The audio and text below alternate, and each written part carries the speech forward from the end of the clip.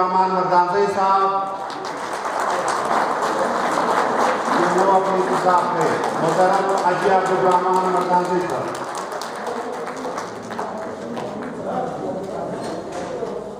नहमदुहु व नसल्ली अला रसूलिल करीम अम्मा बाद अऊज़ु बिल्लाहि मिनश शैतानिर रजीम बिस्मिल्लाहिर रहमानिर रहीम। आज की इस इस्तक़बालिया प्रोग्राम में शरीक मेरे साथ ग्रैंड अलायंस के दोस्त सलाम ज़ेरी साहब, मामा सलाम लेडी साहब और फिर मोहम्मद साहब और भी साथी तो थे, फिर मोहम्मद काकड़ साहब और भी हमारे साथ तंजीमों के साथी थे और मेरे गवर्नमेंट टीचर एसोसिएशन के गयूर असातिज़ा कराम, अस्सलाम वालेकुम। आप सबकी इजाज़त से दोस्तों मैं आपका शुक्रिया अदा करता हूँ आप सब का तहे दिल से कि आप लोगों ने आज यहाँ पे मेरा इस्तकबाल किया। क्वेटा एयरपोर्ट आप लोग आए, तकलीफ़ किया। दोस्तों ये प्रोग्राम जो हम लोगों ने, हमारे दोस्तों ने, ख़ास करके मेरे सूबाई काबिने के जो मेंबरान हैं, ये एक बहुत बड़ा प्रोग्राम बनाने जा रहे थे। हमारे वहाँ से हमने रहमान बाजवा साहब इस्लामाबाद से, इस्लामुद्दीन साहब ग्रैंड अलायंस KPK के चेयरमैन और सुल्तान मुजद्दिदी साहब ग्रैंड अलायंस पंजाब के सदर जो चेयरमैन हैं, वो सब हमारे साथ आ रहे थे, तैयार थे। उनके हमने टिकट भी करवाए थे जहाज़ में। ये प्रोग्राम बड़े लेवल पे होना था, तो उसमें सलाम ज़ेरी साहब और मामा सलाम के रिक्वेस्ट पे कि ये मुलाजमीन के दरमियान खुदा ना हंसा ना हो, कुछ दोस्तों के खदशात थे कि ये GTA करा रहा है और ये सब कुछ ऐसा ना हो कि ये क्रेडिट ऐसा ना हो। कुछ दोस्तों का ये खदशा था कि क्रेडिट जो है वो GTA के पास ना चला जाए। तो हमने कहा कि दोस्तों GTA ने पहले भी कुर्बानी दी है, आज भी कुर्बानी देने के लिए तैयार है, लेकिन दोस्तों हम भी किसी को जवाबदेह है। ये तफसील मैं आपको थोड़ी सी इसलिए बताता चलूँ कि मेरे कुछ डिस्ट्रिक्टों से कौंसलर साहिबान, हमारे मरकज़ी कैबिनेट के ओहदेदारान बार बार इस चीज़ का खदशा जाहिर कर रहे हैं कि खुदारा इस ग्रैंड अलायंस में हमेशा GTA को दीवार से लगाने की कोशिश की जा रही है, क्योंकि हम यहाँ पे एक तंजीम है। हमने शुरू से जब ग्रैंड अलायंस बना था, हमारे सब दोस्तों ने, पूरे तंजीम के हमारे डिस्ट्रिक्टों से फ़ोन आने शुरू हो गए कि आप लोगों ने चेयरमैनशिप ग्रैंड अलायंस की क्यों छोड़ी है। तो हमने उन्हें सारे दोस्तों को यही कहा था कि इसलिए कि मुलाजमीन की इत्तेहाद और मुलाजमीन का काज का सवाल है। इस जगह पे हम किसी पगड़ी पे नहीं लड़ेंगे। हमने वो कुर्बानी भी दी, हमने ये कुर्बानी भी दी इस ग्रैंड अलायंस में GTA ने कि हमने कोई ओहदा भी नहीं लिया। हम एज ए मेंबर मुलाजमीन के काज के खातिर, मुलाजमीन के इज्जत और वकार के खातिर हम इनके पीछे हमने झंडा उठाया और अपने लीडरान को आगे किया। लेकिन अफसोस भी है थोड़ी सी, हमारे दोस्त, क्योंकि यहाँ बहुत से दोस्त बैठे हुए जिन्होंने मुझे बार बार इस चीज़ पर, इसलिए आप लोगों को कहना चाहता हूँ कि 1 साल के बाद जो हमने मालिक साहब और इनके साथी को, हमने इनको टीम को चुना है, हम इनके पीछे जा रहे हैं। चुन के ये एक बात वाज़ेह है कि जो कुछ होना है हम 18वीं तरमीम के बाद यहाँ सुबह में होना है। पहले भी हमने उनको यही कहा था। तो इस्लामाबाद में जो धरना और एहतजाज हो रहा था, उससे एक हफ्ता पहले हमारे ग्रैंड अलायंस का मीटिंग था। उसमें मामा सलाम साहब और सलाम ज़ेरी साहब दोनों गवाह हैं। यहाँ पे हमने एक चीज़ वाज़ेह की कि आप लोग अगर ये कहना चाहते हो कि पेट्रोल से हमें मुनाफा मिलेगा, मुनाफे के लिए कोई नहीं जा रहा है, तनख्वाह बढ़ाने के लिए कोई नहीं जा रहा है। ये पाकिस्तान भर के मुलाजमीन का जो इज्जत और वकार और उसके नामूस का सवाल है, इसलिए हम जा रहे हैं कि कभी ये गवर्नमेंट फिर जिंदगी में मुलाजमीन की तरफ हाथ उठाकर न देखे। हम यहाँ से गए बड़ी तादाद में, चूंकि इसी ग्रैंड अलायंस ने फैसला किया कि जो इस्लामाबाद का प्रोग्राम होगा शुरू में, वो हबीब रहमान मर्दानजी लीड करेगा। जो हमारे सर पे ये रखा था, मैं बलूचिस्तान की तरफ से नुमाइंदगी करते हुए 17 मीटिंगों में मैंने शिरकत की। ग्रैंड अलायंस और धरने, जो 2 धरने हैं, 6 तारीख और 10 फरवरी की धरने में, हमें एक बावर कराता हूं कि 1 रुपया भी हमें ग्रैंड अलायंस से नहीं दिया गया। हमने जो किया या तो जीटीए या हमने अपने जेब से, मेरा मकसद, मैं तो जीटीए का ही, हमने जीटीए पर ये सारा बोझ डाला है। 6 तारीख को जितना तादाद में बंदे गए, जितना मेरे ऊपर खर्चा आया, मैं तमाम डिस्ट्रिक्टों का, उनसे मैं शर्मिंदा भी हूँ कि बार बार उनको, मेरे जीटीए के दोस्तों को इतने तकालीफ और इतनी परेशानियाँ, चूँकि कोरोना की वजह से पैसों की भी किल्लत थी, चंदों की भी किल्लत थी, और हमारे दोस्तों ने कुर्बानी दी।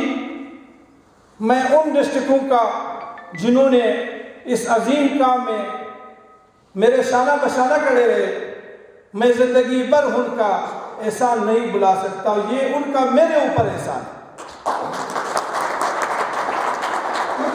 दोस्तों, आपने देखा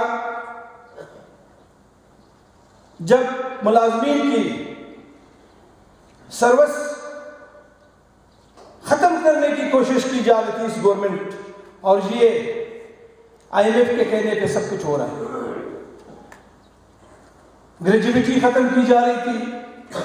हमारे सामने कुछ दोस्त कहते हैं नहीं ये तो ऐसी बातें, हमारे सामने तमाम डॉक्यूमेंट्स वहां पे रखे गए थे। उम्र की आज 55 साल की जा रही थी, जो इन्होंने सारे डॉक्यूमेंट्स तैयार की थी और समरी भी तैयार की थी, जो हमारे सामने रखी गई। हमारे साथ यहाँ तक उन्होंने हमारे साथ बात की फेडरल गवर्नमेंट के कि ये कुछ भी आप लोगों पे लागू नहीं होगा, ये हम आपके साथ वादा करेंगे, आप लोग हमारे साथ एग्री हो जाओ। जो पहले से लगे हुए मुलाजमीन हैं उन पे ये नहीं लागू होगा, लेकिन नए मुलाजमीन पे, जो नए लगने वाले हैं, उन पे ये सब कुछ लागू होगा। लेकिन हमने वहाँ पे भी कहा कि नहीं, ये आज जो हमारे साथ ये बात कर रहे हैं, तो हमने ये मानने से इनकार किया। हमने वहाँ इस्लामाबाद में, दोस्तों वक्त भी कम है, सब दोस्त सुबह से इंतज़ार कर रहे हैं, थोड़ा सा मैं बैकग्राउंड बताऊंगा, उसके बाद इस्लामाबाद में जो हमारे प्रोग्राम हुए हैं, कुछ लोग ये कह रहे हैं कि ये इसमें सूबे नहीं है, इसमें सिर्फ मरकज़ को मिला है। दोस्तों, अगर मरकज़ को मिला है तो वो भी हमारे भाई, वो भी हमारे मुलाजिम हैं, उनके साथ जदोजहद किसने किया, उनका मेहनत का सेहरा भी आप बलूचिस्तान और पंजाब और KPK के मुलाजमीन के सर जा रहा है। लेकिन ये वाज़ेह है,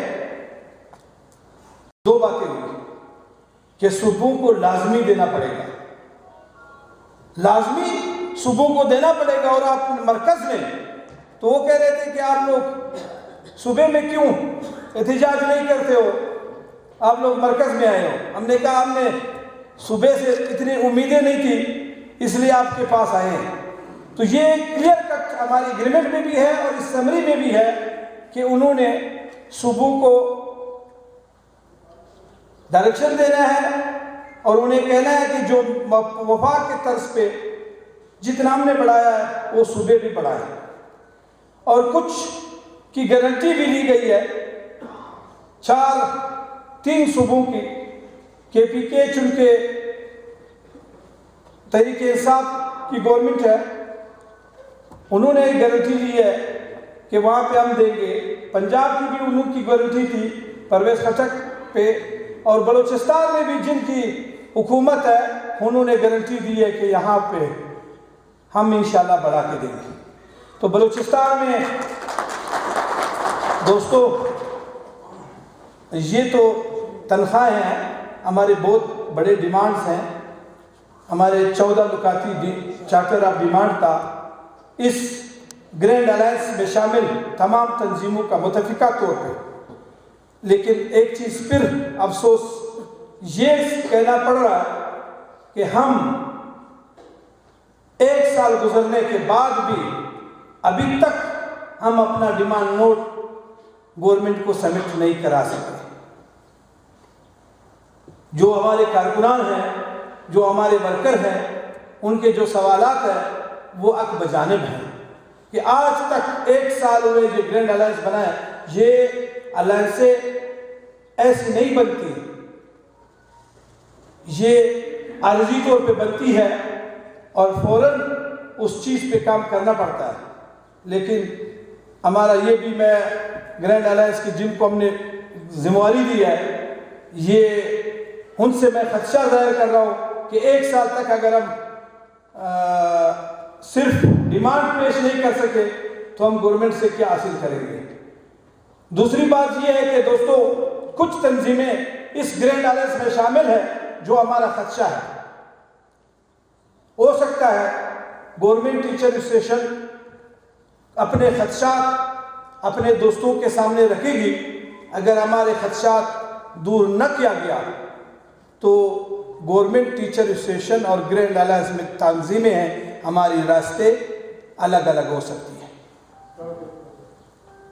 ये ऐसी तंजीमें इसमें ग्रैंड अलायंस में शामिल है जो न ग्रैंड अलायंस का फैसला मानती है, न कि कभी तहरीक में जाती है, न कभी कुर्बानी देने के लिए जाती है।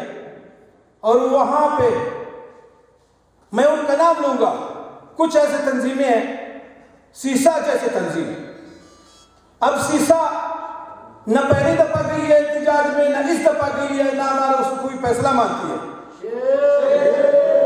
इस ग्रैंड अलायंस में न वो कुर्बानी देती है और उल्टा मिनिस्टरों को वो हमारे जलसे और जुलूसों के क्लिप लेके दिखाते हैं कि आपके खिलाफ तो जीटीए वाले ये कह रहे हैं, आपके खिलाफ जीटीए वाले ये कह रहे हैं। हमें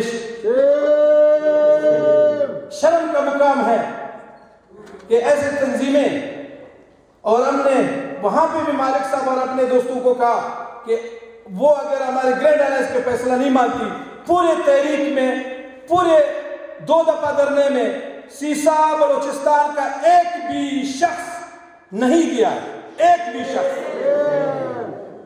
तो हमारा फैसला ये पर यहां है, या तो इस ग्रैंड अलायंस में जीटीए रहेगा या सीसा बलूचिस्तान रहेगा।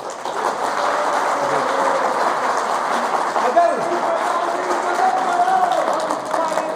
और मैं अपने दोस्तों से एक्शन कमेटी का फौरी इजलास बुलाने का मुतालबा करता हूं और अपने डिमांड्स और इस 25% हमारा जो तनख्वाह बढ़ा है फौरी तौर पे वज़ीर आला को पेश किया जाए बसूरत दीगर।